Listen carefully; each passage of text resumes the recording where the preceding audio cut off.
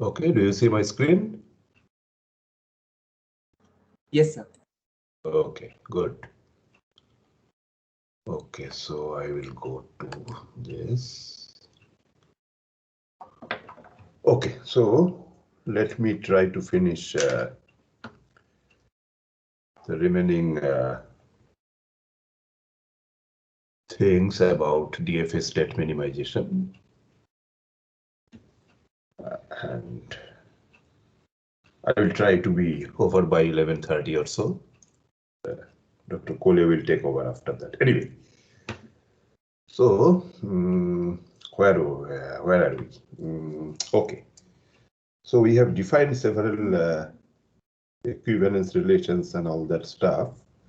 Let me start with a little bit of recap. So the collapsing equivalence relation was that two states X and Y are called equivalent, and we denoted this by this notation, if and only if for all Z in sigma star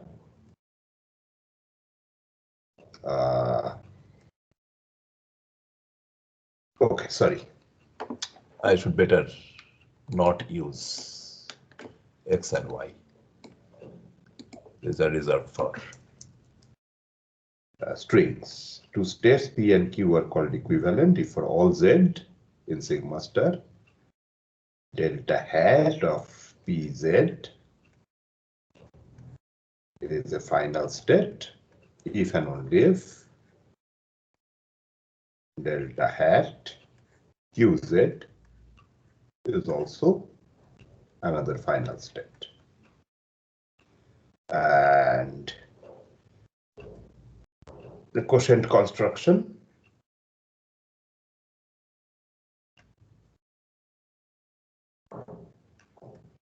So this was an equivalence relation, right? In the quotient construction, we have clubbed together all equivalent states into single states. Okay, equivalence classes are so this is equivalence classes.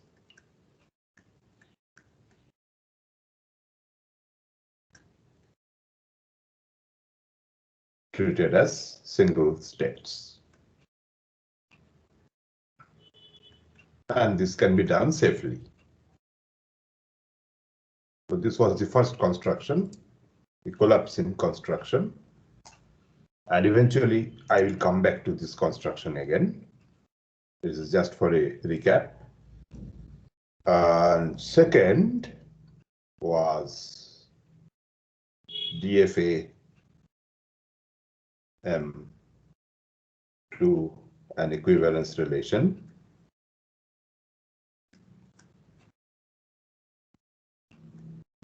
This was our second construction. Of course, I have given a collapsing algorithm. That is not very important for today's discussion. DFA to an equivalence relation M. Okay, and that was defined like this. On.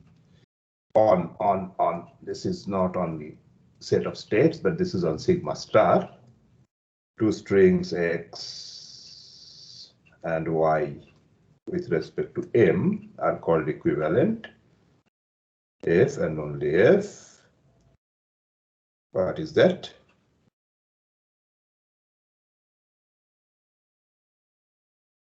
If I start from S, use the transition, read X, I will end up in the same state.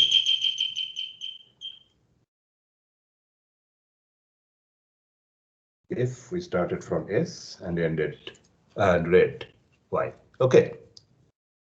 So this was an equivalence relation. And this satisfies three important properties. Okay. So an equivalence relation is called a Myhill-Nerod relation if it satisfies these three properties. One, if X is equivalent to Y, this implies for all A in sigma, XA is also equivalent to YA. Okay. Again, MN relation this on sigma star. This is not on the set of states. So this is called left congruence. Sorry, right congruence, not left.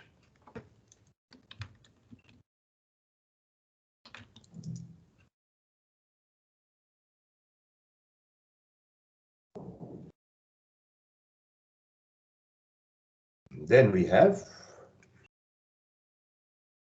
if X is congruent to Y or equivalent to Y, this implies if X is in L. Okay, so MN relation on this one for a language L.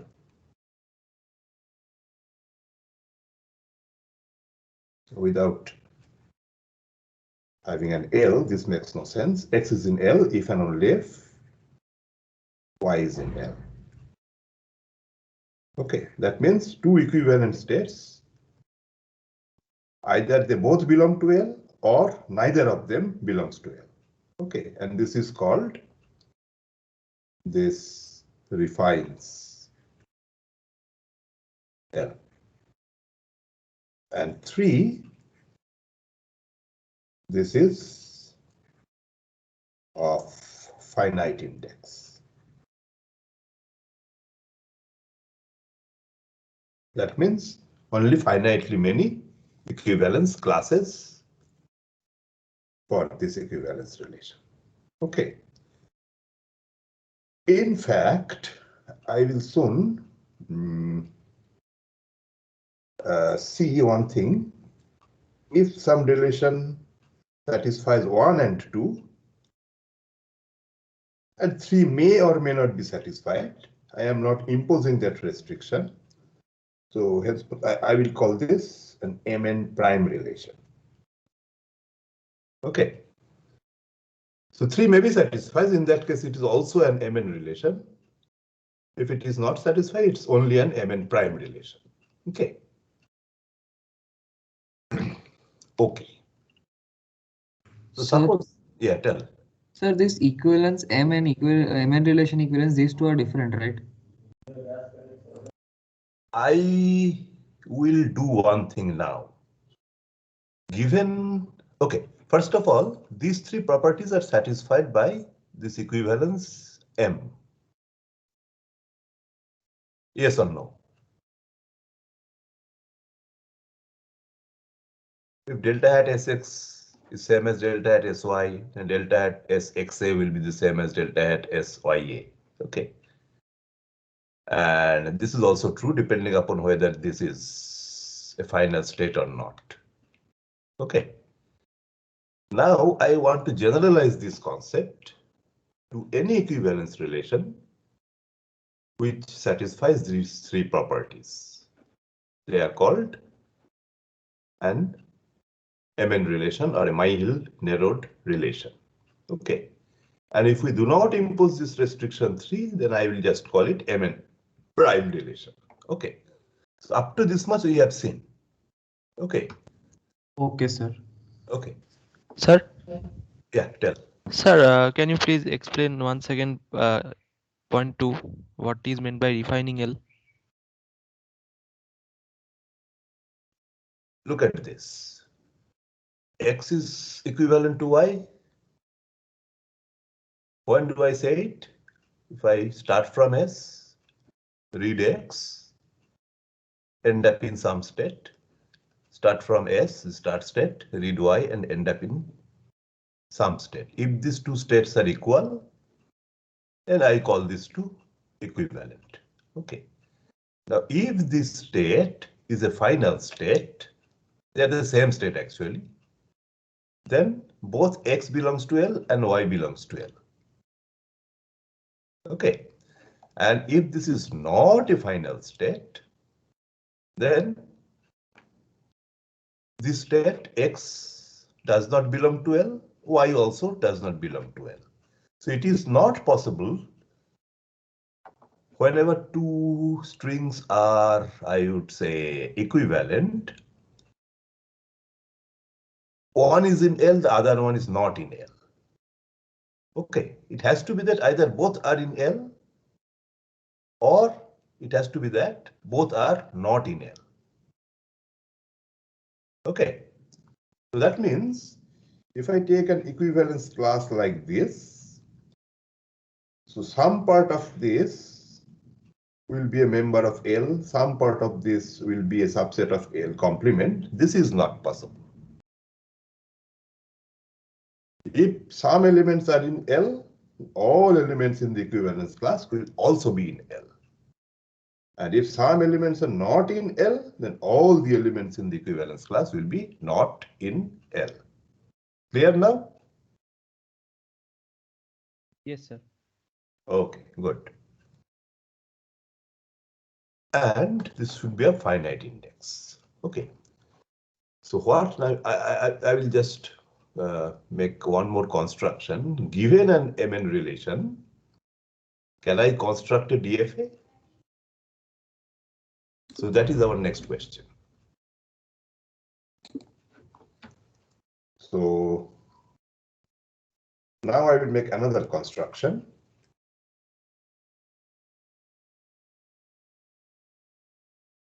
Given an MN relation for L to construct a DFA M corresponding to this, which will be Q sigma delta S F, such that the language of M, this, is exactly equal to L. So this is the converse construction. Starting from M, I generated an MN relation. Now I want to reverse the construction. Okay. So this is an MN relation. So this has some equivalence classes. Okay. So I have to specify sigma is there. Okay. This basically partitions sigma star. This is an equivalence relation on sigma star. So I have to specify these components Q, delta, S, and F. Okay. So Q I take as the set of all equivalence classes.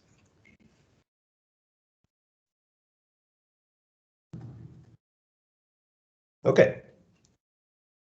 Sir? Yeah, tell. The language of M equivalent be a subset of L or equal to L? Exactly equal to L. Okay. It should be exactly equal to. Okay. So I will take all the equivalence classes of this as the sets of Q. Now, since this is an MN relation, this has finite index. This is not an MN prime relation. So this is finite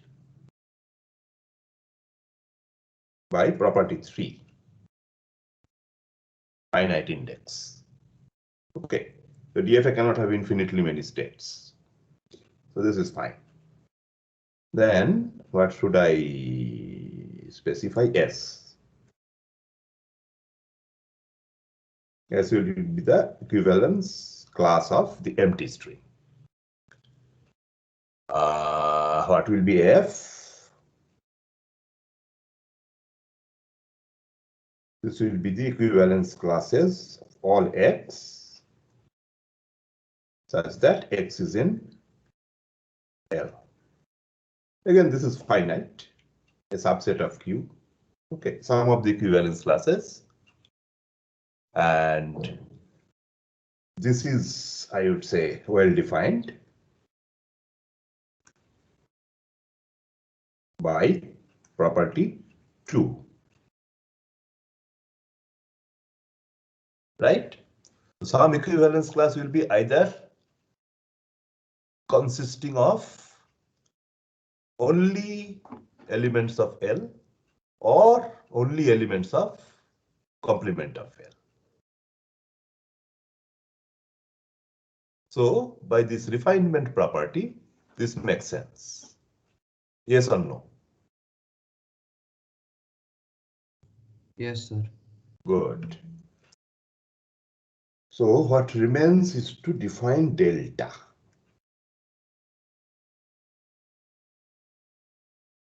X with A, I define it as the equivalence class of XA.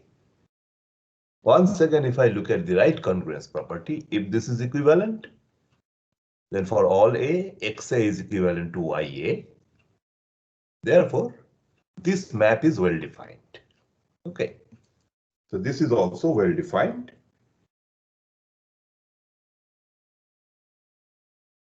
By property 1. Okay. So that completes the construction.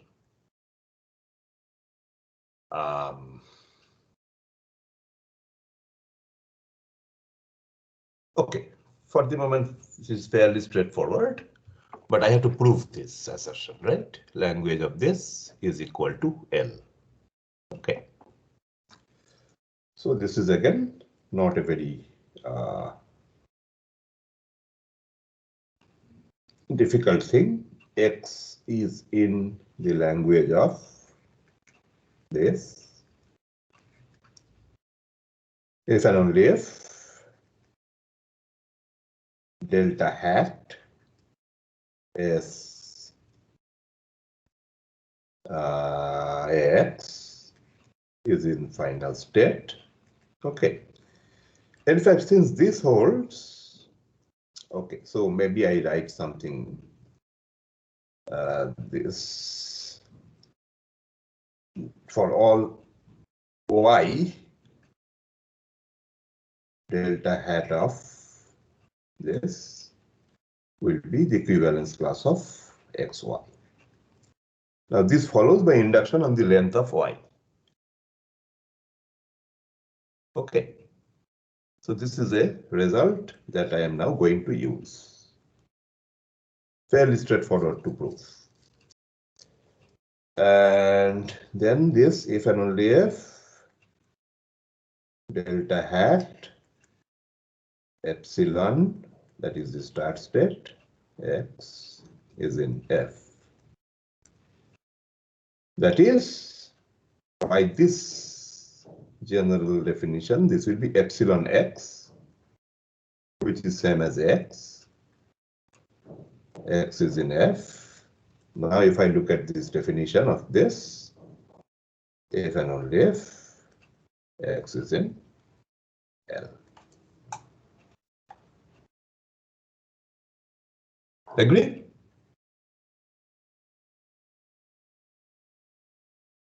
Yes, sir. Sir, so Yeah. here each state is like an equivalence class. For each equivalence class, we have made a state, right? Something like. Yes, exactly. Exactly. And since there are only finitely many equivalence classes, we have a machine with a finite number of states. Okay, sir. Okay. So in the quotient construction, we clubbed together equivalent states into single states. And now we are clubbing together all equivalent strings into single states. Okay. Let me know if this construction is clear to you.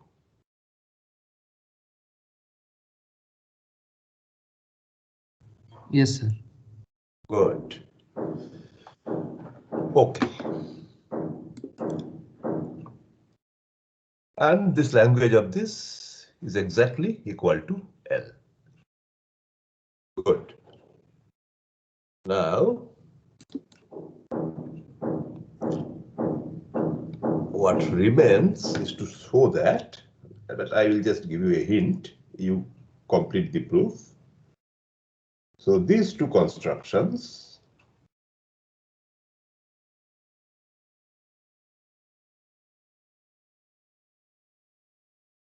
are inverses of one another. Okay. So that means, given this, I generate a machine. Sorry, it's not this way. A machine. And from this machine, I can generate an equivalence relation, an MN relation like this. Okay. Then I need to show that this and this are exactly the same equivalence relation. Okay. So how do I proceed? Maybe I will give a proof for this.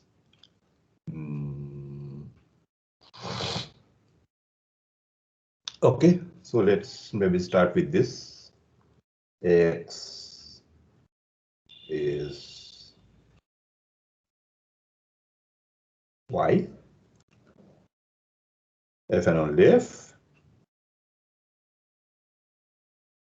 For this machine, which we have just constructed, delta hat epsilon X is equal to delta hat epsilon. Yes. Y. Agree or not?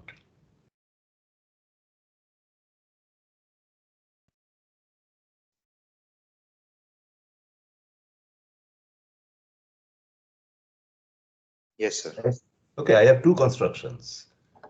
First of all, delta hat means this construction, and we also have made this equivalence relation where I have exact equality. Okay. Good. This happens if and only if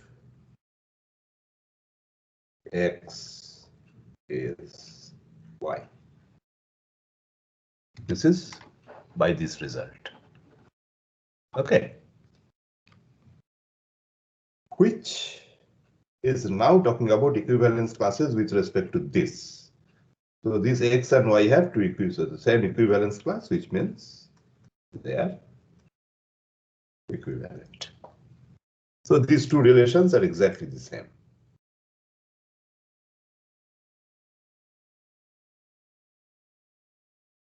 Agree?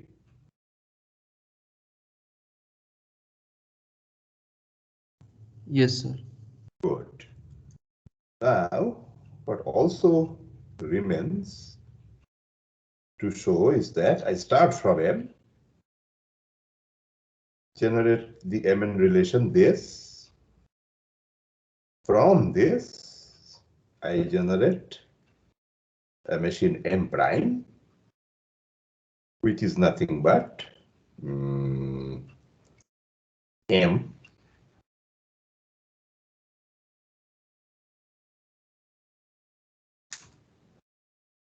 okay. By the notation, this will be the same as this. Okay. Now, this machine may be something like Q sigma delta S F. Whereas this machine is Q prime sigma delta prime S prime F prime. And this is obtained by this construction, right? Where the sets are equivalence classes of this relation. So these are equivalence classes of strings, but these are individual states. So what do I mean when I say these two machines are essentially the same? Okay, is this. Okay, so they definitely look different, right? This machine consists of states, P, Q, R, and all that stuff, whereas these are equivalence classes of strings. Okay, but still, what do I mean when I say these two machines are essentially the same? Okay, so let us say M, QM, sigma, delta M, SM, FM is a DFA, and N is another DFA. This N is replaced by N, delta N, Sn, Fn. So I call these two machines essentially the same. More technically, M and N are called isomorphic.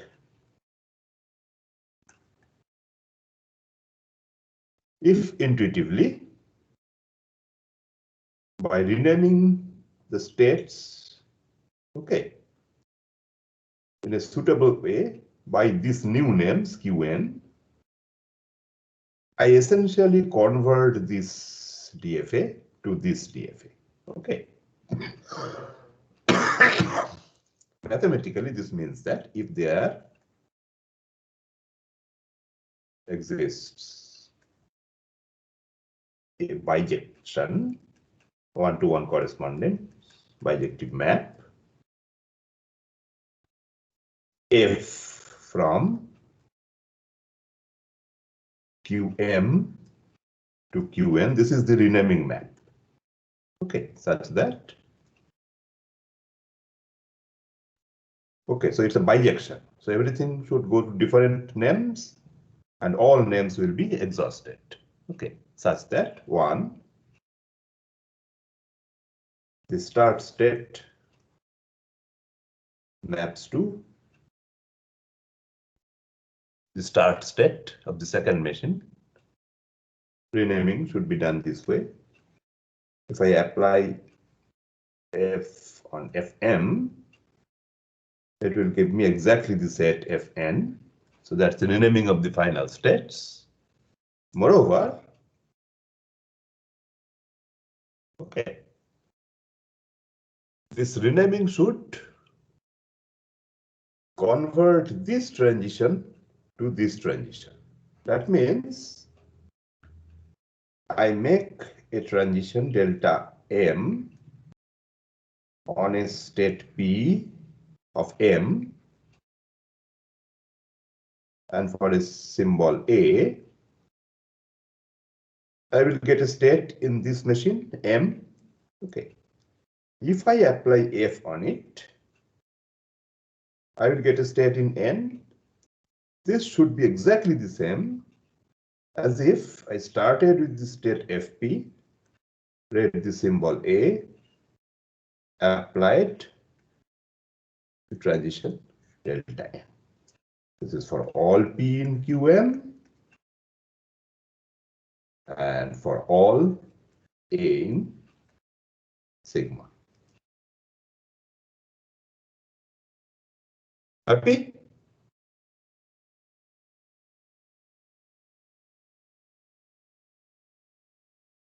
Yes, sir. Okay, it's just a renaming. By renaming, you are simply converting one machine to another. Okay. Sir, States are preserved. Yeah, tell. sir, in renaming means we are just changing the label of the state, means start state, end state, and all transitions are same. That is what you are saying. Exactly. So, Oh. yeah, it's just renaming of states. Okay. So that same kind of renaming I will do. Okay. P, Q, these are things, and these are actually equivalence classes. Okay. So I will leave the proof to you. I will give the function. So for this proving this isomorphism, I will define a bijection from Q to Q prime to Q. So this equivalence class of X will map to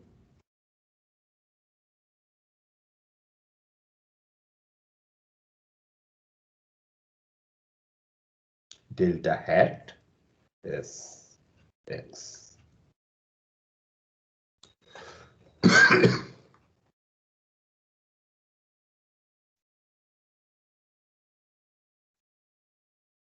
Happy? And I leave it to you as an exercise, not very difficult. Just keep on following the definitions and all that stuff. You show that this is a bijection. Start state maps to start state, final states map to final states, and this transition is preserved. Okay. This is a straightforward exercise. You just keep on following the definitions. Okay, I am just skipping it in order to save some time. Yeah, it's 10:42.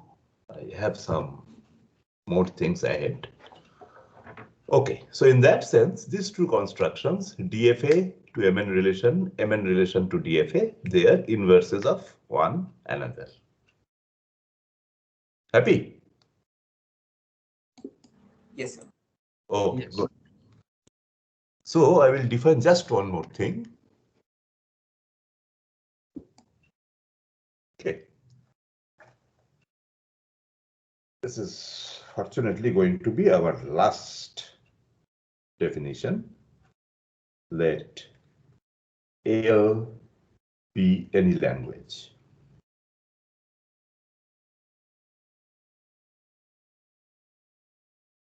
I do not even impose any restriction that it has to be regular. Okay. And this definition will make sense even when L is not regular. Okay. Define a relation. Now there is no machine. I am a relation, of course, means an equivalence relation.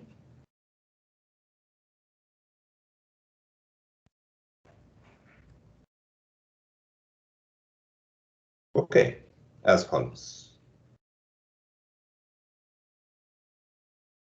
Okay, now there is no machine involved. So this relation is a property of the language. Okay. So for two strings X and Y, I call X is equivalent to Y if and only if for all Z in sigma star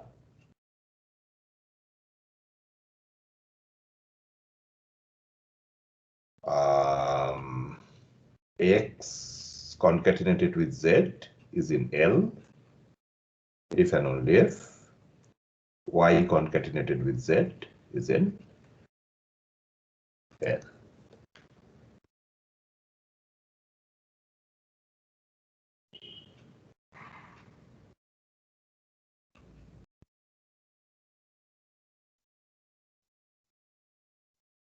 Happy?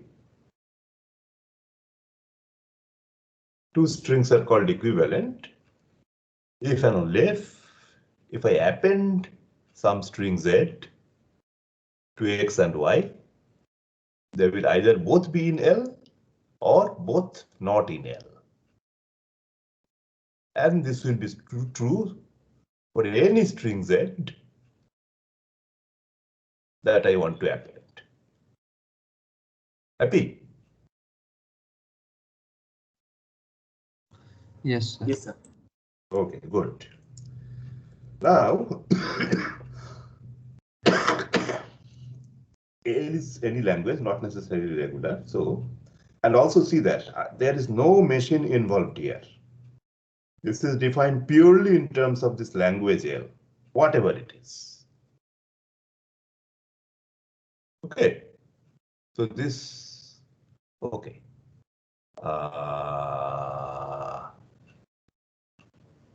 Okay.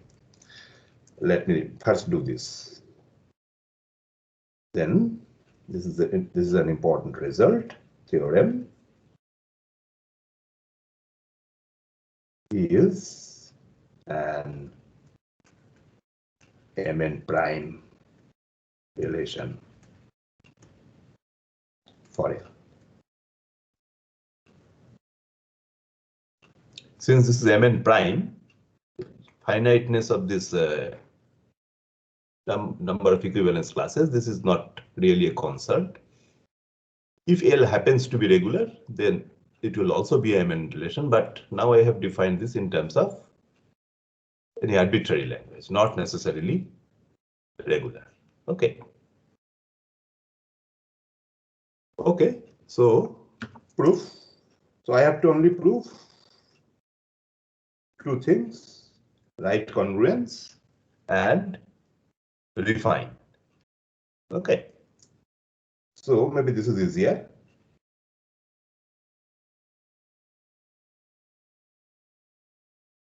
Refines L. Take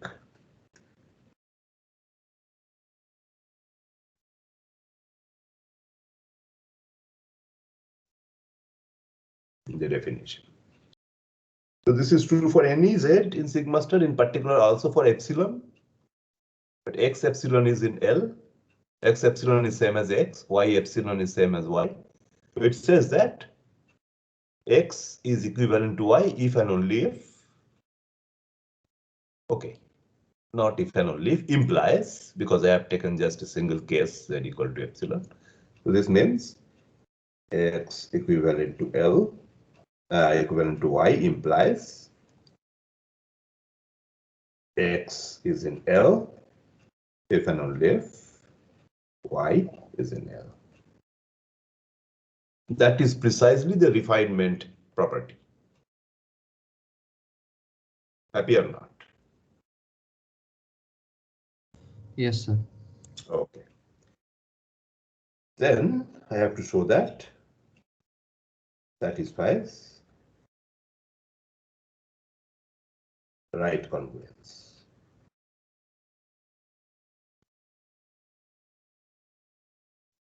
Okay. So I have to show that if X is equivalent to L, and if I take any symbol A from the alphabet sigma, then XA is also equivalent to YA, right? And I have to use only this definition, so I can take Z equal to AW.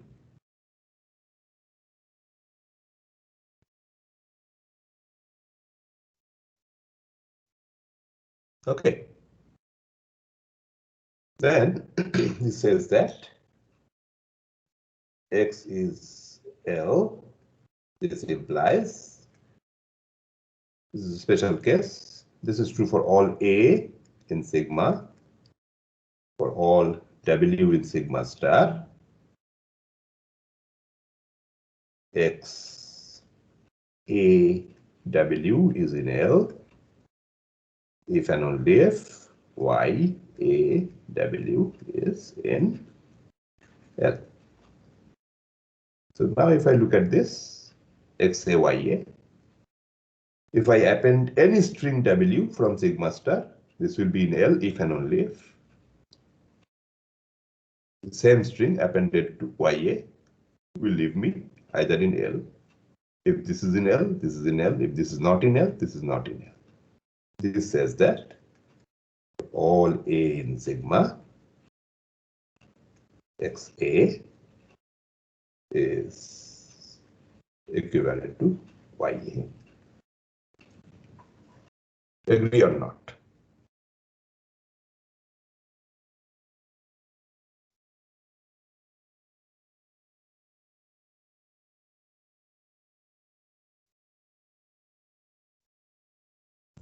Yes, sir. Good. So this is an MN prime relation, but I would not cannot, I would say, tell any specific thing about the finiteness of this index, given that L is an arbitrary language. Okay. Okay.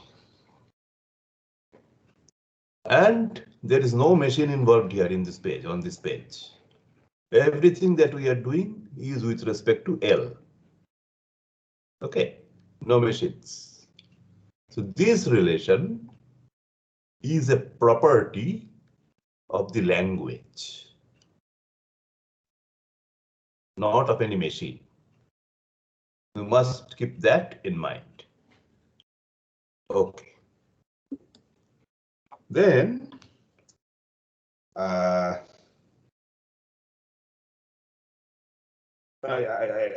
would say, does such a relation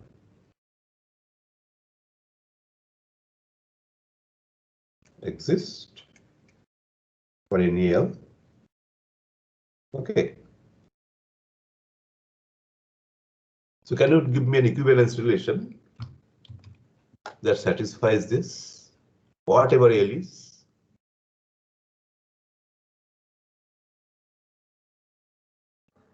Identity relation. Don't call it identity, equality relation. Okay. Yes.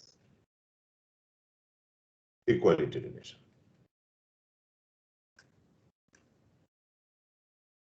Okay. So X is equivalent only to itself, nothing else. That's definitely a relation. In fact, turns out that this is the finest MN prime relation for L. Okay, so what is fine? So I mentioned in the last class that fine and coarse are with respect to how many equivalence classes are there. The larger the number of equivalence classes, I call it finer, and the smaller the number of equivalence classes, I call it coarser. And this is obviously the finest possible MN prime relation for any language L. Okay, but we are not interested in the finest relation. We are interested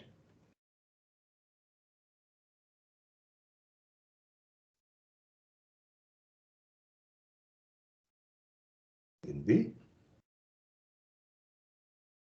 coarsest MN prime relation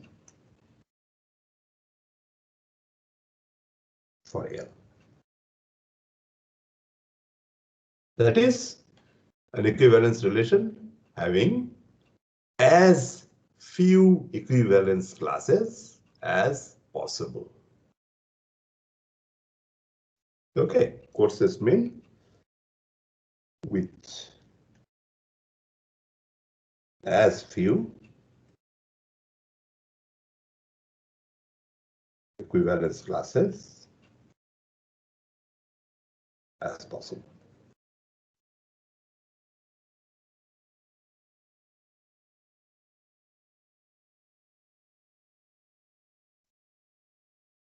Agree?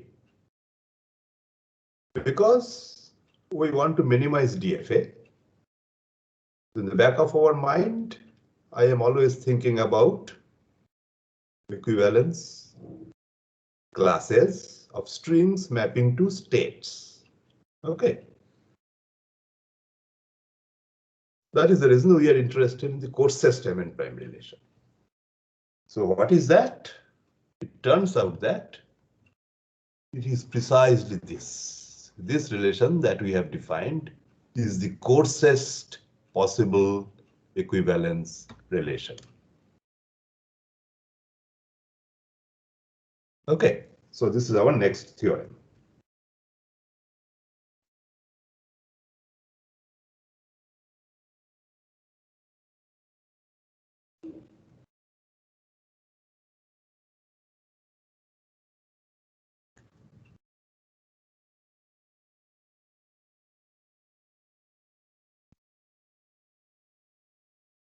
Okay, why?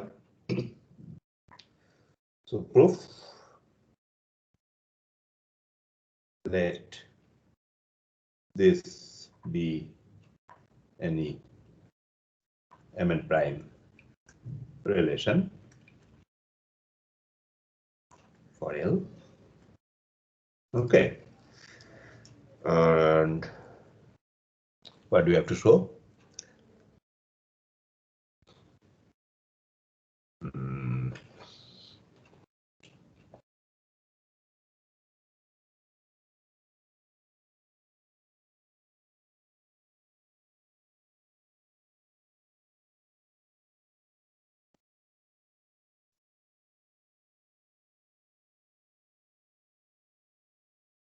I have to show that if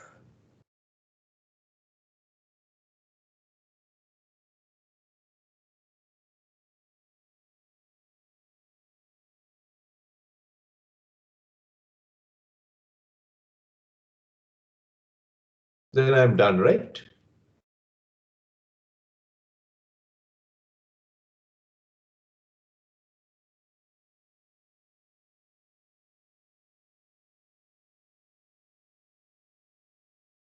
Agree or not?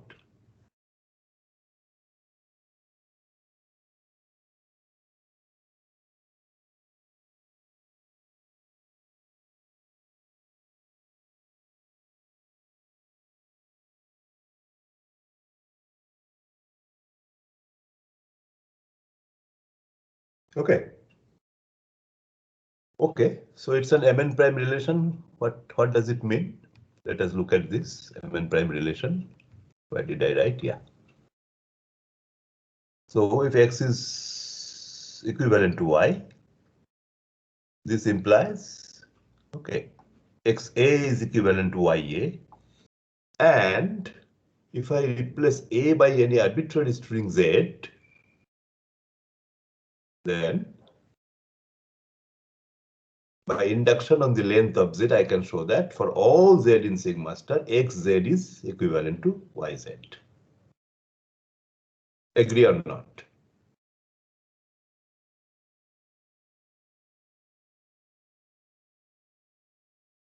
Yes. Yes. Okay. And XZ congruent to YZ or equivalent to YZ implies XZ is in L if and only if YZ is in L. And that is precisely this construction. If X is equivalent to Y, if and this implies, okay, for all Z, this is in L. Okay, so let me write down. So generalize right congruence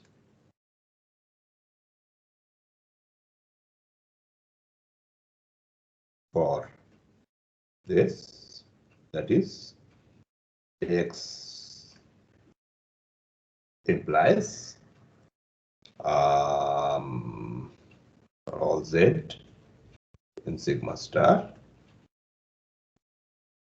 XZ. Okay, then by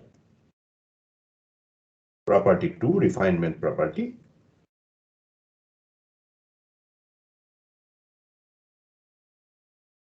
this implies, since these are equivalent for all Z in sigma star, XZ is in L if and only if YZ is in L. This in turn implies X, L, Y.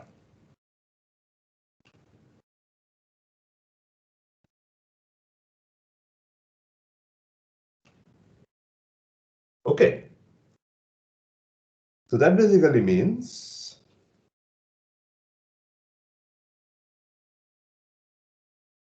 this.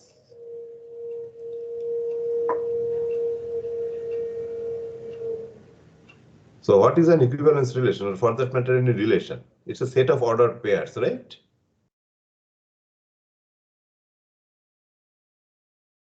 So if X comma Y belongs to this ordered pair, it will also belong to the ordered pair for this. So in terms of set equality or inequality, I have as ordered pair, if I consider this relation or equivalence relation as a set of ordered pairs, this is contained in this. Okay. So this is the coarsest possible Mn prime relation for L.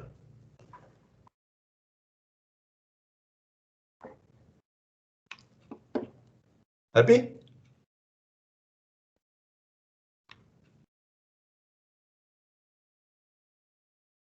Sir, Yeah, tell. sir, by proving that equivalence is a subset of equivalence, and how are we proving coarsest possible? Can you explain that point once again? No.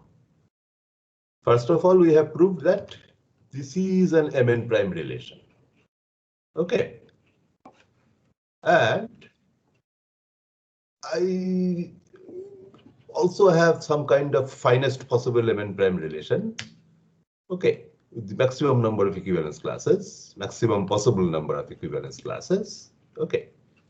Then I show that if this is any Mn prime relation for L, then okay.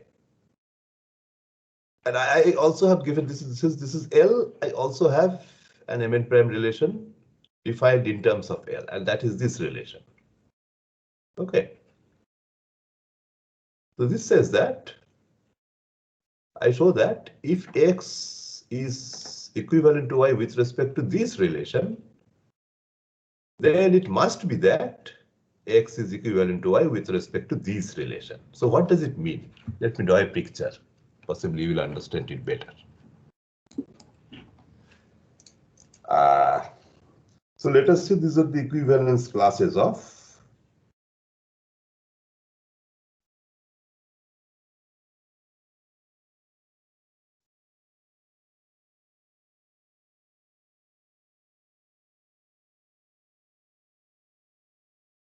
this.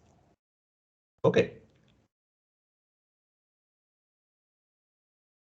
Now,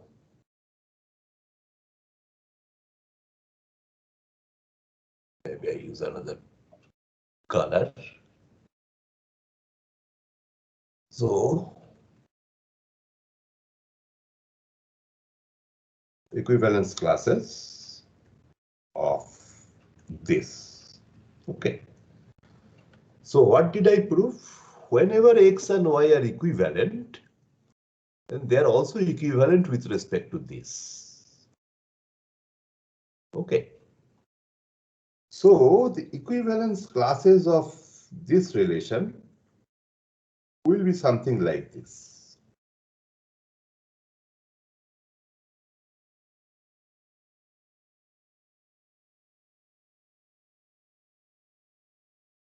Agree or not? Yes, sir.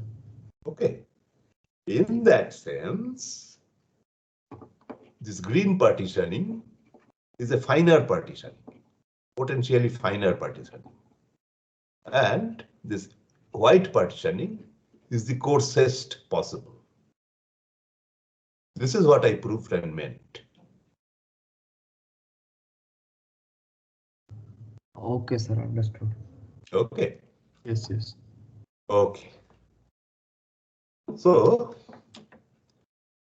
this is basically most of the things that I wanted to prove, but I have to formally state and prove Mayer-Dirac theorem. Okay. Okay, let me switch once again to white. Okay. Okay, so this is the very important theorem, Mayer.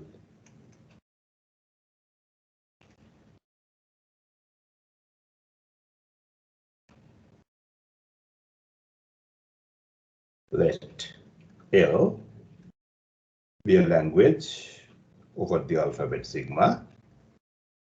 Then following are equivalent. 1,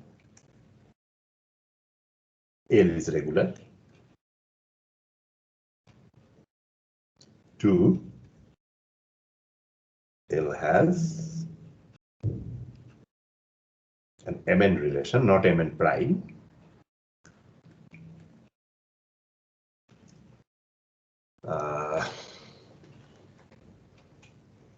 Okay, yeah. So L has an Mn relation. 3,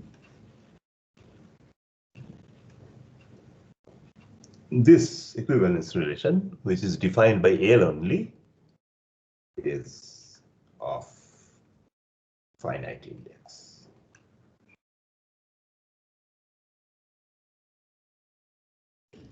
Okay. There is very little to prove here actually. So 1 implies 2. If L is regular, L has an Mn relation. You tell.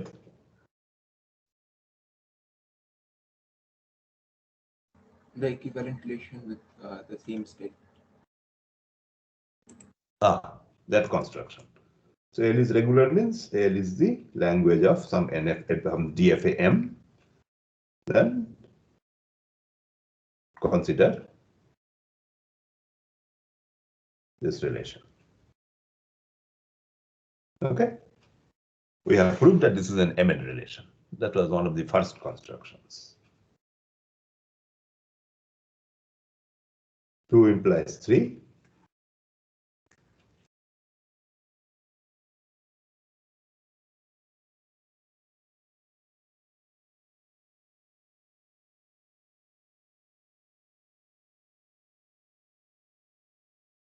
Sir, L has an Mn relation. That means it's also an Mn prime relation, and the relation with respect to L must be coarser than that, and hence finite as well. Good. So let this be an Mn relation for L. Okay. Then we have already seen this is contained in this. That is, this is no finer than this. Agree? And since this is an Mn relation, this has finite index, and this is potentially coarser than this, so this also has finite index.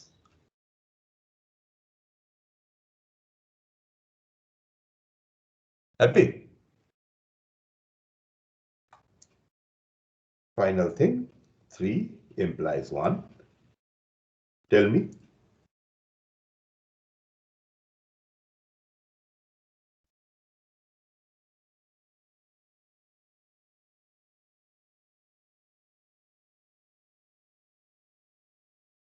Sir, if it has finite index, then it is an Mn relation, and from an Mn relation we can get the construction for the automata. Okay. So do the construction.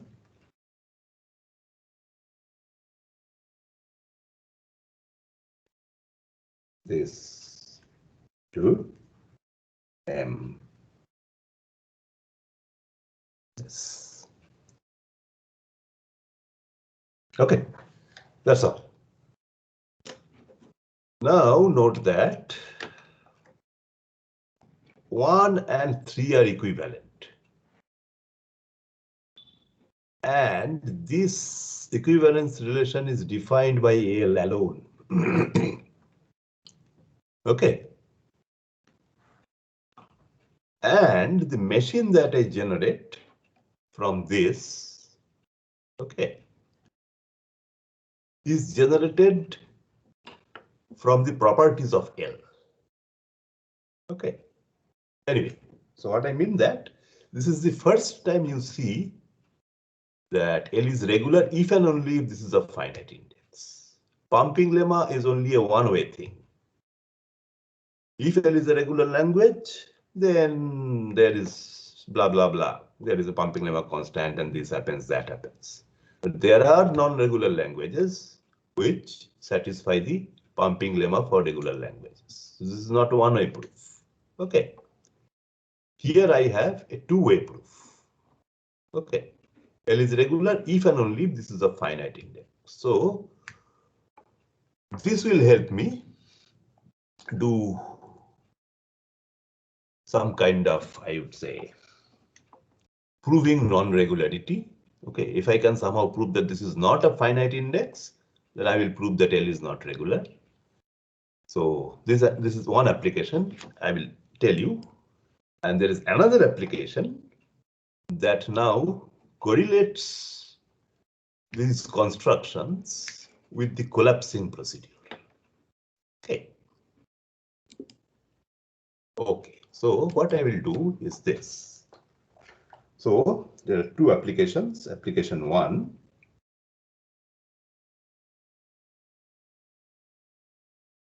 Okay, so let M Q sigma delta SF be a collapsed DFA without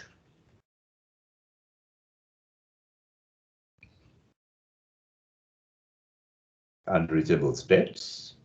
All states are reachable. And L is the language accepted by M. Then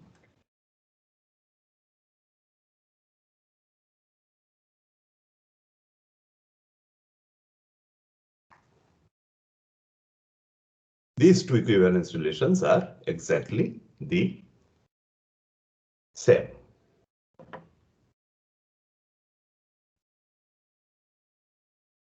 So this is a property of the language, and this is derived from a collapsed automaton.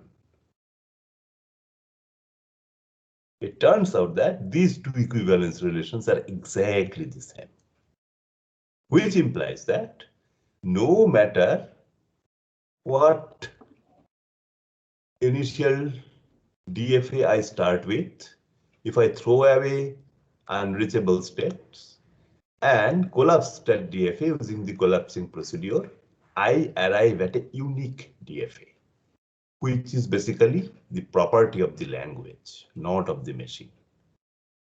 It's a fairly strong result, right? So let me prove this. Okay. So proof. Let's say by definition this implies and is implied by for all Z in sigma star xz is in L if and only if yz is in L. Okay.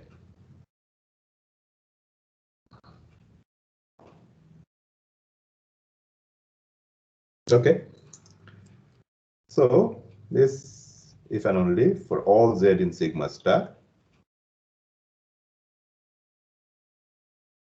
delta hat S xz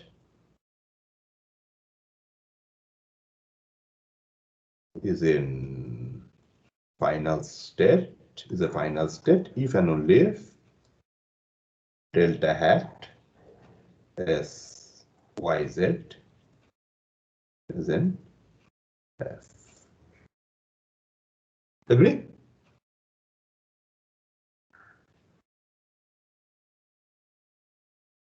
Yes, sir. Because the language of M is exactly L. Then I use the property of the delta hat function. Delta hat of delta hat Sx Z is in F, if and only if delta hat of delta hat Sy Z is in F.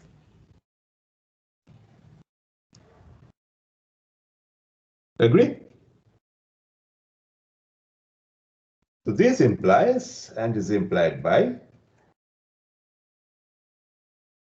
delta hat Sx is equivalent to delta hat Sy. So that was the collapsing equivalence relation. Agree or not?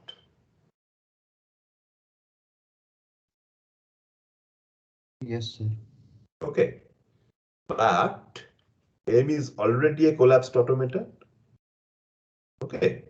So equivalence classes you have clapped together in the form of single states. Okay.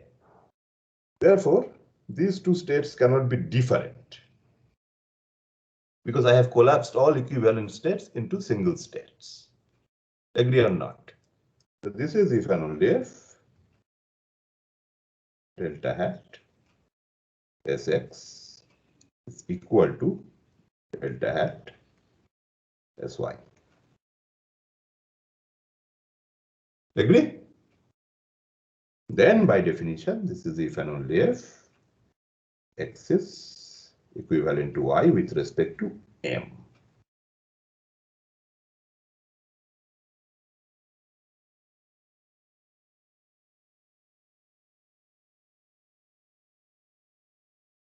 Happy? Sir. Yeah. Sir, so it is a assumption for before starting the proof that DFA M has means we have collapsed all collapsed DFA. Okay. Yeah, Understood. it's collapsed DFA. Yes, yes. Before collapsing, it can be anything. Okay, so these are two assumptions. Collapsed, no unreachable states. Okay, sir. Okay, so the minimal DFA is unique irrespective of from which initial design you start with. A very fairly, I would say fairly strong assertion. This holds for DFA, but not for NFA, and there is a lot of things given in our book on NFA minimization. We will not cover it because we will soon start context-free languages. But just before switching to that, I will look at application 2.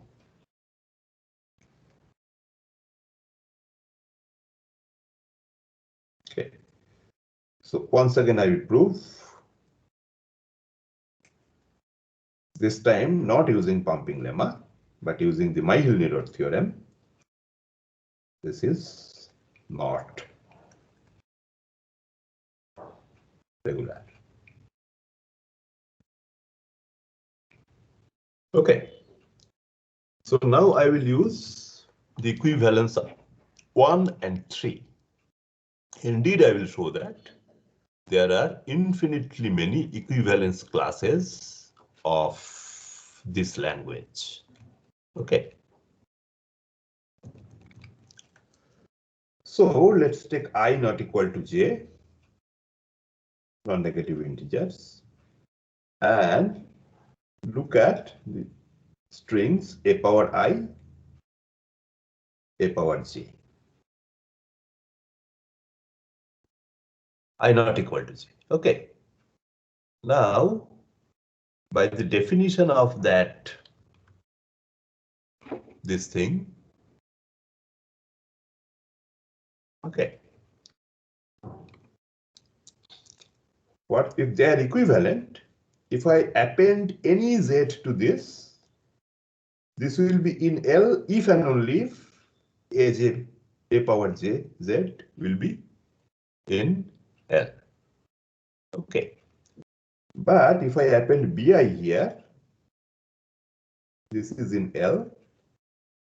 If I append bi here, this is not in L. because j is not equal to I.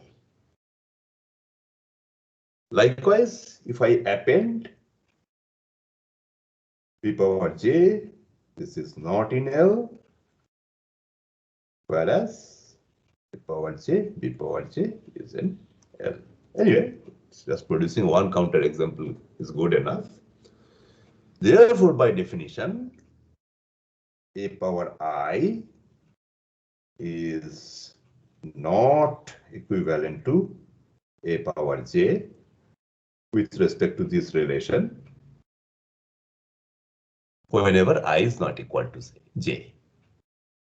Okay, so this means a power 0, a power 1, the equivalence classes, and so on, are all distinct.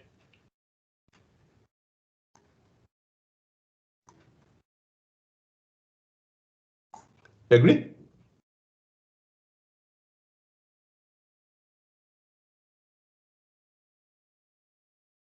Yes, sir. Okay, so this implies in turn there will be other equivalence classes, but at least I have produced an infinite family of equivalence classes. So this will imply this is not a finite index. Okay, and this will in turn imply L is not regular by Myhill-Nerod theorem.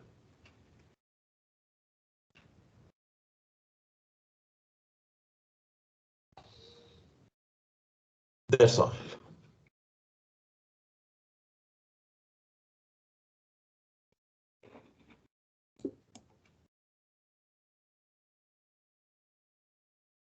Okay, so I will hand over now proceedings to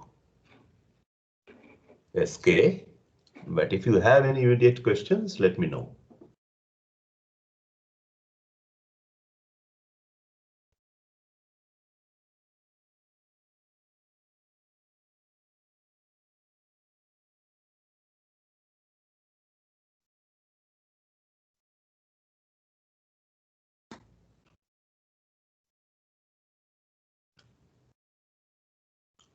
Okay, if not, let me stop. We will solve a few exercises on DFA minimization on Thursday. And okay, I will hand over to Dr. Kole. Or if you need a small break, it's fine. 5 minutes break you can have. Okay, so let me stop. So we'll start at 11:30. Is that fine?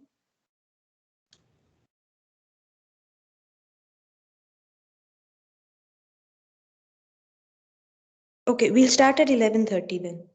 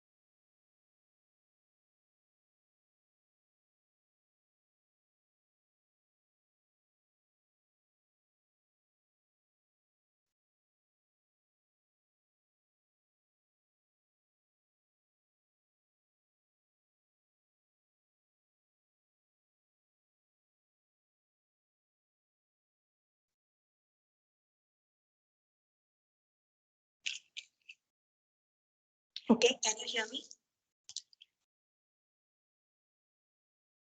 Yes, ma'am. Okay, let me share my screen.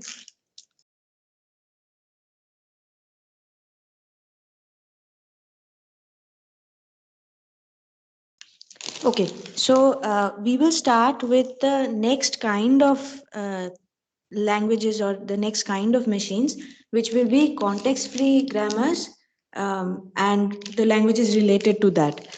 So, so far we have looked at finite automata, the languages that are accepted by finite automata, and we also saw a structural form of these languages when we looked at regular expressions.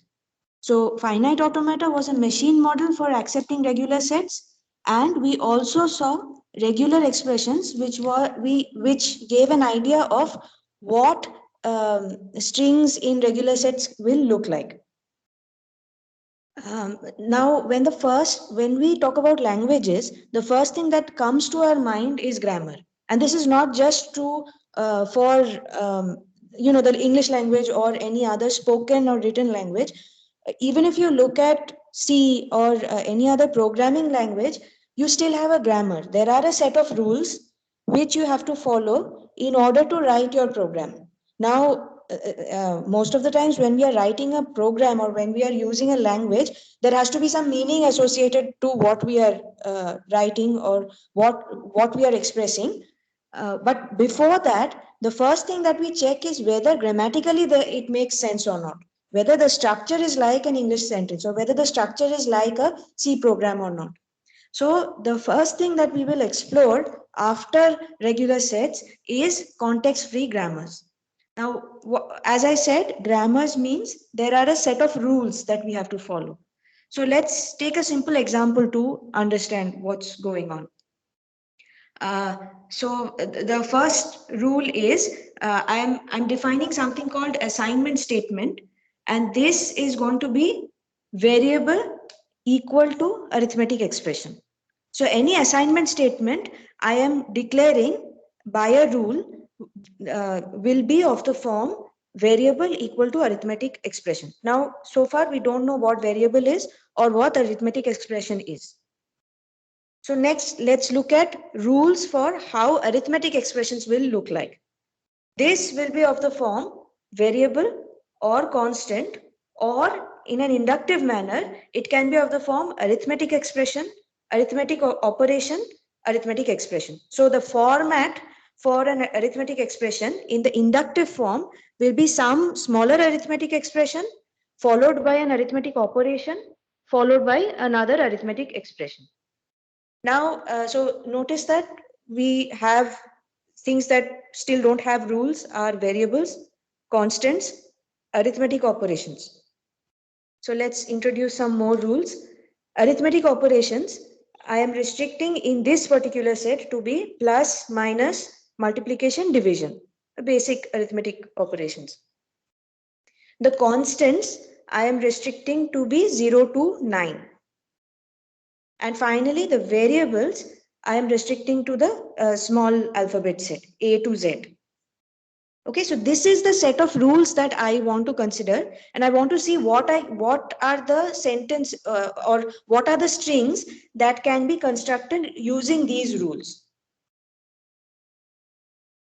So firstly, notice that if I look at objects of this form, if I look at something like this arithmetic statement, then we have to use it. It's not so. For example, if I look at variable, I know exactly what I'm talking about. It will be one of the forms A, B up to Z. If I'm looking at constants, I know exactly what the form can be, 0 to 9, one of these. But when I talk about assignment statement, then I'm not exactly sure how this looks. I don't know the exact form. I know a structural form, but I don't know what exactly it means. Okay, so any object of this form which is within these brackets are called non-terminal symbols. If you look at variable or constant, on the right hand side you know specifically what the right hand side looks like. So the variable part, this portion is a non-terminal, but these are terminal symbols. Similarly, in the constant, the left-hand side is a non-terminal, but these are terminals. So objects which are within brackets are called non-terminal symbols. And each non-terminal symbol will generate a set of strings over finite alphabet. What are these alphabets? The way we have specified, it is of the form, this set of, the alphabet set is 0 to 9, A to Z, and then the basic operators plus, minus, multiplication, division. Okay, so now let's look at what is a language or the set of strings that are generated by this set of rules or this grammar. If you look at it, then basically it will be arithmetic expressions which are formed by using the 4 basic arithmetic operators and the integers 0 to 9 and some variables. You can use variable names A to Z. Now these are in, okay, so one thing I want to point out, okay, maybe I'll point that out later, but these are arithmetic expressions, or these are strings which have a basic structure, and the symbols used are the arithmetic operators, 4 arithmetic operators, integers 0 to 9, and variables. But you can generate infinitely many strings in this manner. And therefore, the strings that are generated, this set, which I can call to be the language corresponding to this grammar, is represented in a finite manner by the grammar. So if you look at the grammar, I can write it in such a short, in one slide. But the number of strings that follow this grammar can be infinitely many. So this is a finite mathematical representation of an infinite set of strings.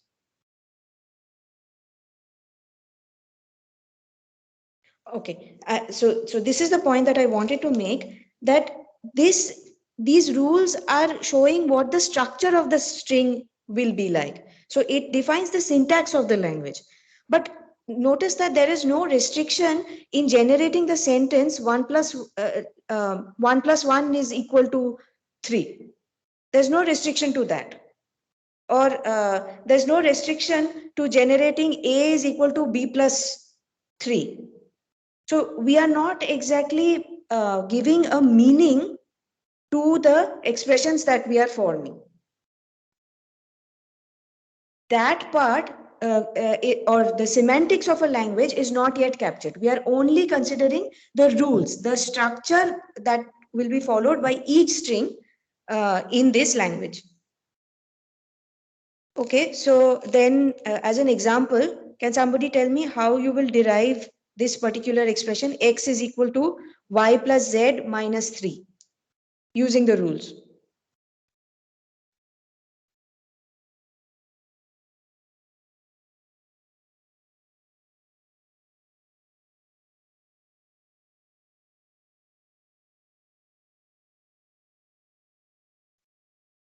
Can you repeat the statement again?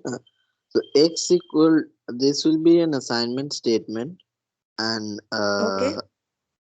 now y plus z will be one arithmetic statement, and minus 3 is the constant, and in the arithmetic statement y plus arithmetic expression y plus z, y is a variable, z is a variable, and plus is the operator. Yeah, okay. So more or less you have the idea. Let me just go through it. So basically you start with an assignment statement, going to, from the assignment statement, you derive the form variable is equal to arithmetic. If you start with the assignment statement, you are deriving the fact that it will be of the form variable is equal to arithmetic expression. Now, with variable equal to arithmetic expression, you can derive the following format. This arithmetic expression, again, you can break into arithmetic expression followed by an arithmetic operator followed by an arithmetic expression. So now the first arithmetic expression, this one, this arithmetic expression, you can again apply this rule again and write it down as arithmetic expression followed by arithmetic operation followed by arithmetic expression. So currently the derived format is variable equal to arithmetic expression followed by arithmetic operator followed by arithmetic expression followed by another arithmetic operator followed by an arithmetic expression. And now if you consider these arithmetic expressions and arithmetic operators, it will be easy to construct this particular, if you replace variables, arithmetic expressions and arithmetic operations correctly, you will be able to derive x is equal to y plus z minus 3. So the intermediate states, so these states where you have not exactly used, you're using these non-terminal symbols. These are called sentential forms. So these expressions where you have non-terminal symbols, these are called sentential forms. Notice that this particular expression, this does not have any non-terminal symbol. These have non-terminal symbols. Okay, so the intermediate states where you have non-terminal symbols are called sentential forms. Now the next question is, can you derive this statement x equal to y plus z minus 3 in more than one way? So right now it does not seem like, I mean, this is possible, right? Because it depends on how we are, the order in which we are replacing this arithmetic expression in variables. So I could have formed y plus z first, after which I form this after which I replace the arithmetic operator and expression with minus 3. Or I could have expressed z minus 3 first, and then I could have replaced this y plus portion. So right now it does not seem like there is any restriction to the number of ways in which we derive this this particular string x is equal to y plus z minus 3 under these rules. Later on, in probably the next class, we will formalize this a little bit more as to what does it mean to derive. So now let's get into the mathematical modeling of what we just captured in the very simple example that we looked at. These are context-free grammars. Why is it context-free? Because as I pointed out, we are not really looking into the meaning of these strings that we are forming. We are only looking at the fact that structurally they follow certain grammar rules. So therefore, I may not have any context to the strings that we are forming, but it is formed using some grammar. So therefore, the languages that are formed by these particular rules are called context-free grammar. Now let me specify what these rules mathematically. A context-free grammar will be denoted by this following tuple, 4 tuple, n sigma ps. So n will be the set of a finite set which corresponds to these non-terminal symbols. For example, this assignment statement, arithmetic operator, these kinds of things. And sigma will be a finite set which are, so basically these are the alphabets that are going to be used to form the strings. For example, in the previous example, 0 to 9, the operator symbols A to Z, these would constitute sigma. And this alphabet set will be called terminal symbols when we come to context-free grammars. So n will be a finite set consisting of non-terminal symbols, which means I can derive something more. There is a right-hand side to it. Sigma is going to be a finite set which basically captures the alphabet set for the strings that we are forming, and they are also known as terminal symbols, meaning that I cannot derive anything further. There are no rules that allow me to derive anything further. And this is disjoint from n. Now comes the set P, a finite subset of n cross n union sigma star. This is a finite subset of this. These are called productions. So these are basically the rules that we are talking about. Like the way we had arithmetic expression is equal to arithmetic expression, arithmetic operator, arithmetic expression. So notice that the left hand side and the right hand side of this equal to symbol, they are strings of the form n union sigma star. Sorry, the left hand side is of the form n and the right hand side is of the form n union sigma star. So if we just go back to any one of, so let's look at this one. This is basically where belongs to n and arithmetic expression belongs to n. So this is of the form n equal something from n equal to something from n. But if you look at, let's say, let's say I look at something like this. This belongs, the left hand side comes from n, the right hand side comes from n star. I am forming the right hand side. I'm forming the right hand side using several symbols from n. So it's a string from n star. Similarly, you could have used, maybe you could have created some rules that involved some of the terminal symbols as well. Okay, so this production set is the set of grammar rules that is a finite subset of n cross n union sigma star. So meaning that n is sort of the left hand side, it is some symbol from n is representing some symbol from on the left hand side, and the right hand side of the derivation of this production will be a string coming from string where the symbols are coming from n union sigma. And we have a specific start symbol which is denoted by S. So in the example before, assignment statement acted as a start symbol. Everything started from assignment statement.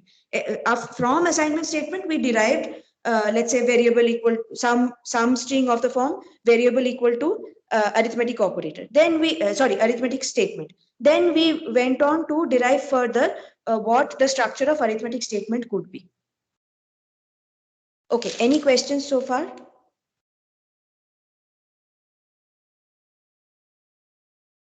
Ma'am, what do you mean by the assignment operator, the assignment symbol being the start symbol?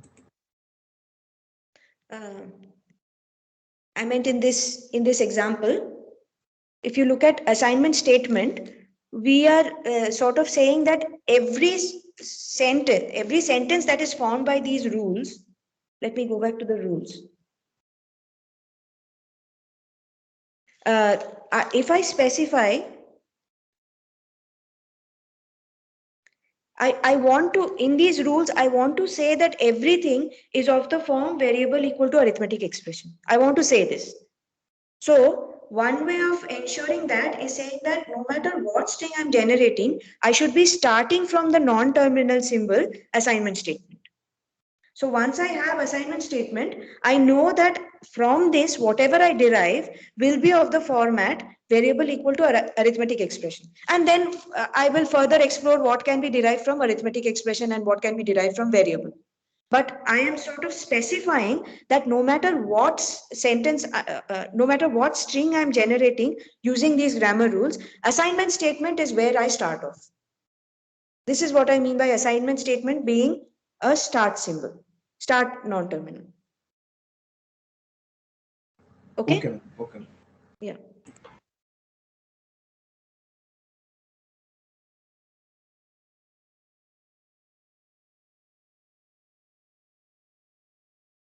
Okay, and notice, as I said earlier, all these sets are finite sets.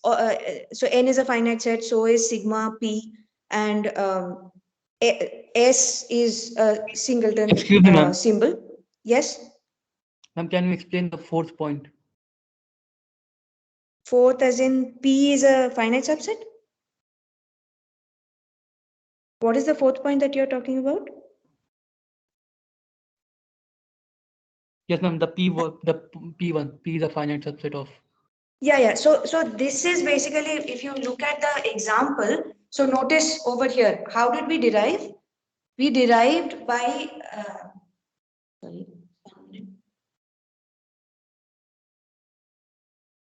How did we derive? If we want to derive x is equal to y plus z minus 3, we started with this assignment statement.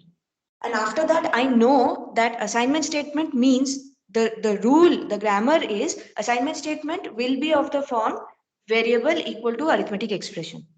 Now I further explore into what can variable look like and what can arithmetic expression look like. So here I am going to apply this arithmetic expression portion.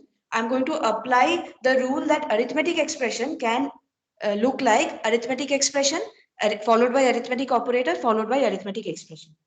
So this is how I want to build my sentence. So if you look at the grammar, let me go back to the grammar of the example. If you look at the grammar, notice that the left, if you look at on the left hand side, look at the first thing. On the left hand side of the equal to symbol is assignment statement. And on the right hand side of the equal to symbol is something of the form variable equal to arithmetic expression. So this can be considered as a tuple in P, the production set P. Assignment statement is a non-terminal symbol, and on the right hand side of the equal to symbol is variable equal to arithmetic expression. This is a string of the form, this is a string belonging to n union sigma star. So this is the kind of thing that I'm going to be calling a production. This thing or this. These are called productions, where I am setting down the rules which are helping me to finally derive what kind of strings are formed by these grammar rules. So productions you can think of as grammar rules. Fine? Ma'am. Yes, ma'am. Okay.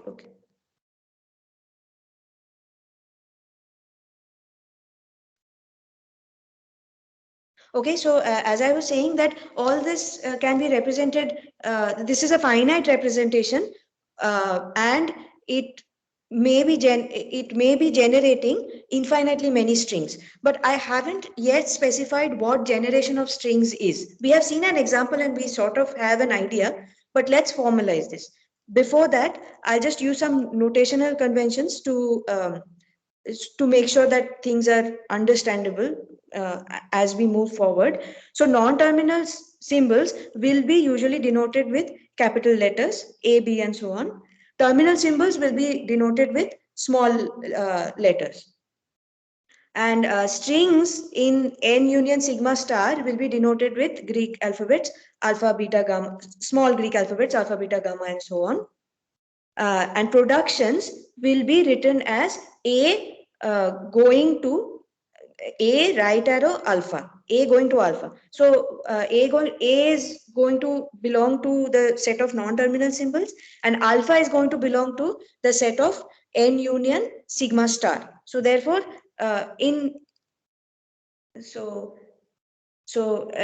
this is just extending the notational conventions from before.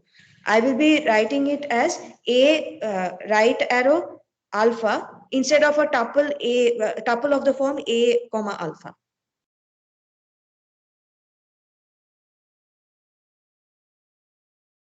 Okay, and suppose there are several productions from the same non-terminal. So suppose you from A, so for example, in the example that we saw, we know that the variable, the non-terminal variable can be replaced by the terminal symbols A to Z, any terminal symbol from A to Z. So there are multiple options that can replace variable.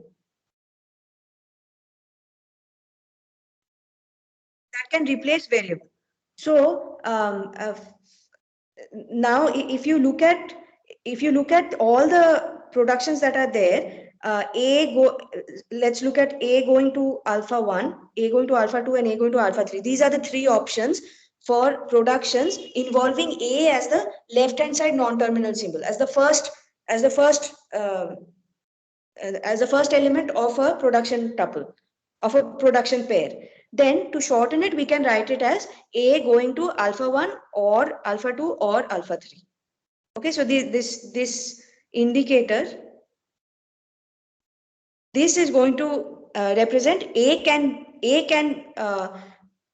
be replaced by alpha 1 or alpha 2 or alpha 3, because ultimately this is a replacement, right? When I am using a production, so for example, when I said arithmetic operation, so wherever arithmetic operation appeared on the right hand side of a sentential form, I could replace the arithmetic operation by plus, minus, multiplication or division. So if I have a production of that form, basically it means that wherever the left hand side is appearing in a sentential form, I can replace it by a right hand side.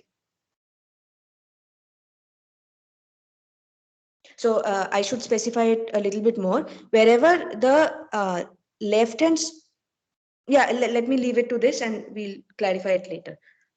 Okay, so now we come to, now that the notations are clear, we will come to what do we mean by deriving or constructing a sentence or constructing a string using the rules, constructing a string from a context-free grammar. So if alpha and beta are two strings belonging to n union sigma star, then we will say that beta is derivable from alpha in one step, also denoted like this, in this manner over here.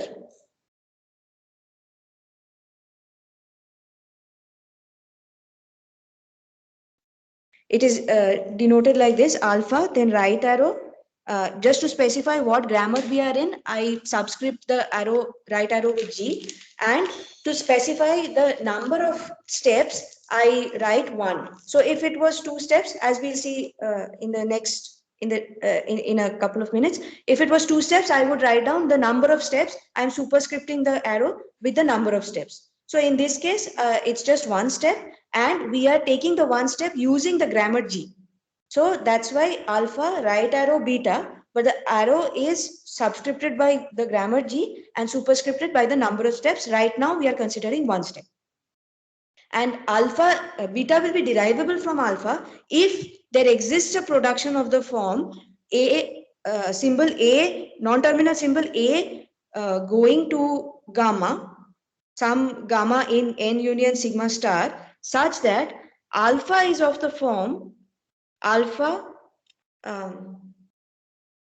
is of the form alpha 1 A alpha 2, and beta is of the form alpha 1 gamma alpha 2. So notice that basically what happened is, if I have a production of the form A going to gamma, then if alpha is of the form alpha 1 A alpha 2, I am using this A and I'm replacing it with this gamma to get beta. So if this replacement is possible, then I will say that beta is derivable from alpha in 1 step. Is this clear? Any questions? Ma'am? Yes. Ma'am, could you please explain A going to gamma once? So A going to gamma, you just consider this as, I have in my production set, I have this tuple A gamma. Okay, so in my production set, I have this tuple A gamma.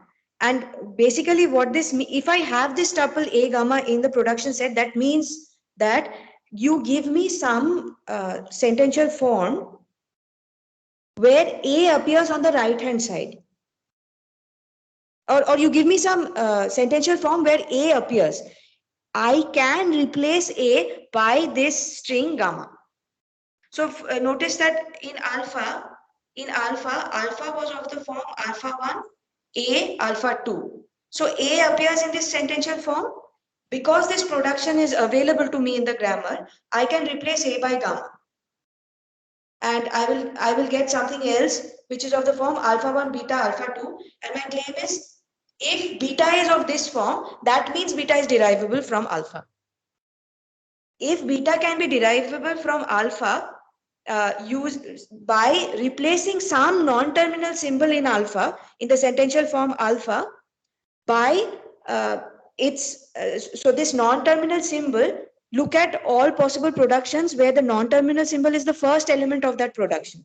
If beta is of the form where I can use one of these productions and replace the non-terminal symbol by the second element of that production, for example, here gamma is the second element, then beta can be derived from alpha in one step. Clear? Yes, sir. Whoever asked the question.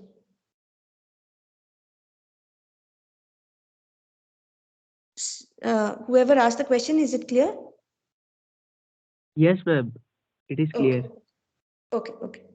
Okay, so then obviously the next step is how do I extend to, oh, okay, I am almost, okay, just 5 more minutes. The next step is how do I extend to multiple steps? How do I know what are the strings that are, that can be formed? This is similar to, something similar to this delta extending to delta hat. Okay, so we will be defining right arrow subscripted by G and superscripted by star. The star is basically denoting that there exists some number of steps. This will be the reflexive transitive closure of the relation, of this relation. And we define it inductively. If it's, I mean, alpha in 0 steps will derive alpha itself for all alpha. Now, alpha will be deriving beta in n+1 steps if the following happens. There is a sentential form gamma. There is a sentential form gamma such that alpha derives gamma in n steps.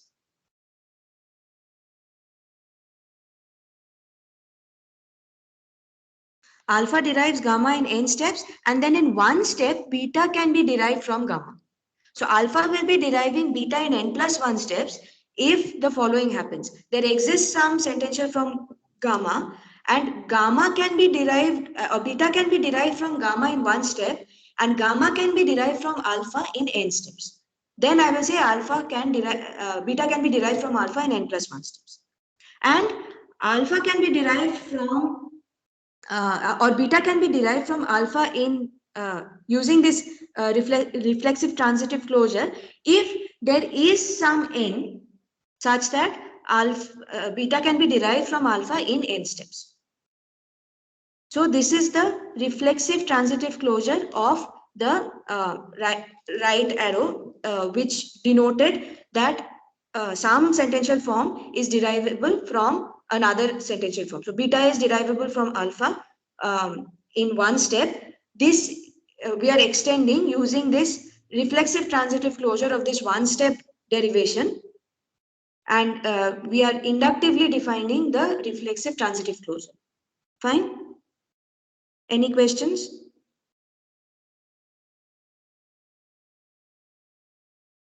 Okay, so a string that is derivable from the start symbol is basically a sentential form. This is what we have seen earlier. Now, if this sentential form is of a special form where there are no non-terminal symbols, then it will be called a sentence. And the language that is accepted by this grammar is basically all those sentences that are derivable from the start symbol S. You look at all the sentences. So a sentence is basically a sentential form that does not have any non-terminal symbols. So notice that a sentence belongs to sigma star.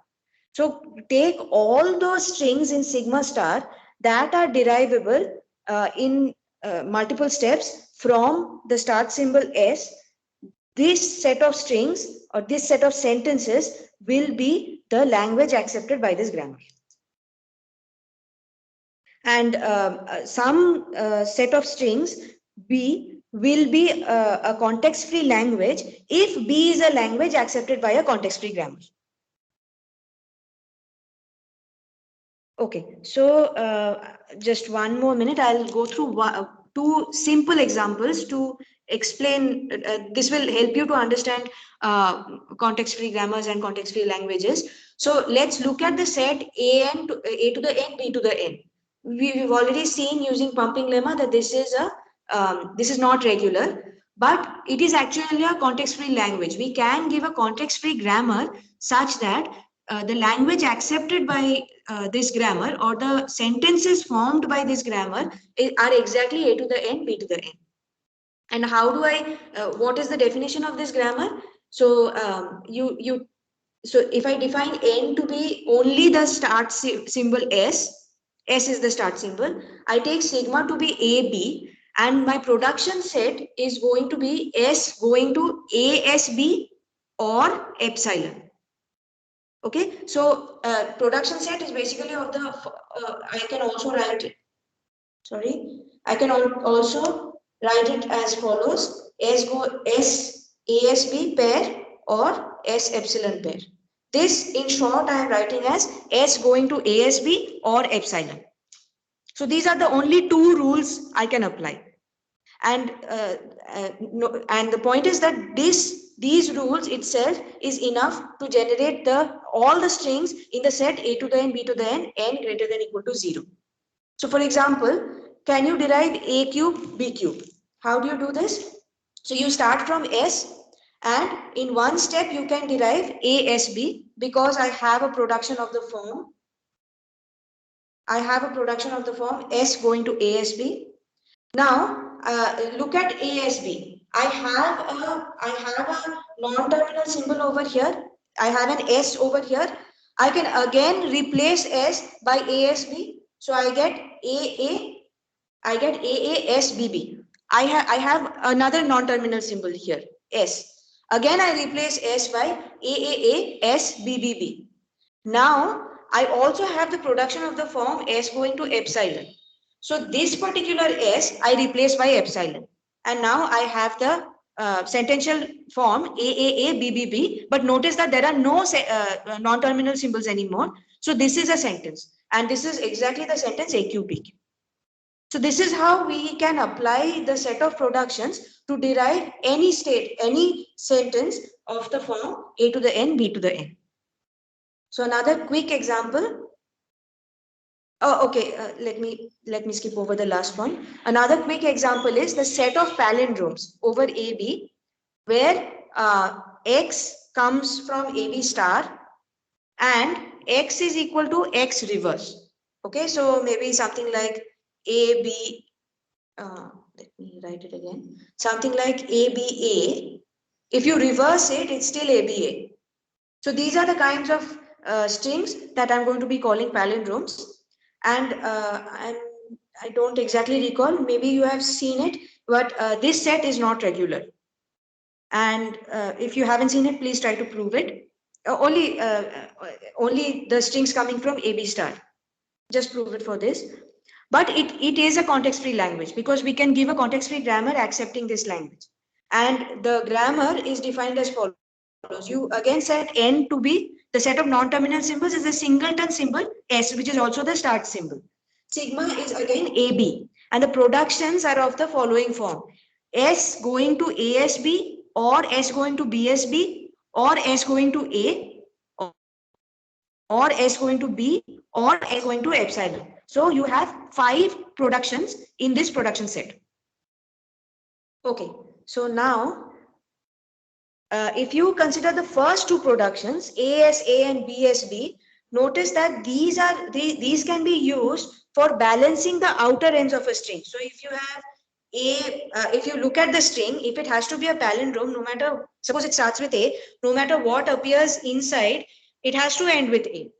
Of course, there is some, I mean, you have to look at what is the no. So if you just look at the starting symbol and the ending symbol, if it has to be a palindrome, it has to be the same. So that is taken care of by ASA and BSB. The last 3 productions will basically be how to finish off a sentence. So if you look at, notice that palindromes can be odd or even. So if you are finishing with an odd length string, then the middle element will be either A or B. So before that and after that, if you look at an odd string, if this is, let's say, Y, then this will be Y reverse. And you have A. Similarly, or you could also have had B. This is exactly the form a palindrome can be of. So these 2 symbols, these 2 productions, S going to A and S going to B, are helping to finish off a sentence of this form. Now, what happens if I have a palindrome of even length? then I know it will be of the form y cross. And then the middle element can be thought of as epsilon. And I use the production S going to epsilon to finish it off. Okay, so these are two simple examples that we looked at for how some given language can be thought of as a context-free language, because we can define context-free grammars for them. We will be looking at a more complicated example in the next class. Any questions?